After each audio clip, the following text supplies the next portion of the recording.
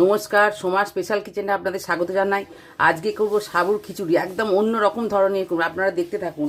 এই সাবুটাকে আমি ওভারনাইট ভিজিয়ে রেখেছিলাম। থকথকে জল দিয়ে ভেজাবেন, যাতে জল একটুও থাকবে না। আর এই মুগের ডাল, এটা ভেজে নেবো আগে। এটা পুরো আগে ভেজে নেবো। ডালটা ভাজা হচ্ছে, এইটা আমি ততক্ষণ আদাটা বেটে রেখেছি। এর মধ্যে জিরে গুঁড়ো দিয়ে দিলাম, এর মধ্যে কাশ্মীরি লঙ্কার গুঁড়োটা দিয়ে দিলাম, এর মধ্যে এমনি লঙ্কার শুকনো লঙ্কার গুঁড়োটা দিয়ে দিলাম, এর মধ্যে হলুদ দিয়ে দিলাম, দিয়ে এবার এর মধ্যে চিনিটাও দিয়ে দিলাম। এই চিনিটা দিয়ে এবার এটা ভেজানো থাকবে। আচ্ছা, ডালটা ভাজা হয়ে গেছে। এবার আমি এতে এই জলটা দিয়ে দিলাম।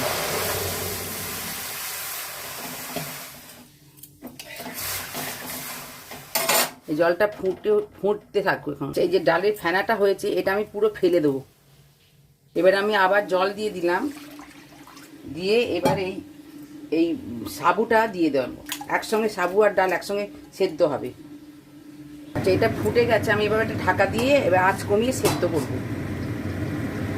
আচ্ছা, এটা আমার এখন 80% এটা সেদ্ধ হয়ে গেছে। 80% সেদ্ধ হয়ে গেছে। এটা আমি এখন পাশের গ্যাসে দিয়ে এই গ্যাসেতে এই কড়াটা বসিয়ে এতে আমি ফোড়নটা দেবো। কড়াটা গরম হয়ে গেছে। এবার আমি সর্ষের তেলটা দিয়ে দেবো কড়াতে।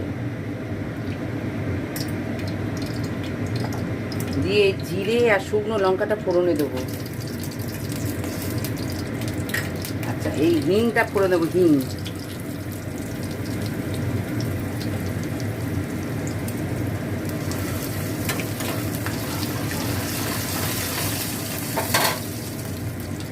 ফোড়নটা হয়ে গেছে। আমি বাদাম আর নারকেল কুঁচোটা দিয়ে দেবো।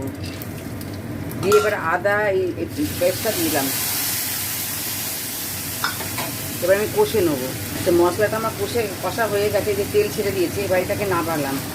আমি এই কড়াটা এখানে নিয়ে আসলাম। নিয়ে এসে এবার আমি এই মশলাটা এর মধ্যে দিয়ে দেবো। এবার দিয়ে নাড়বো। এবার পরিমাণ মতো নুনটা দিয়ে দেবো।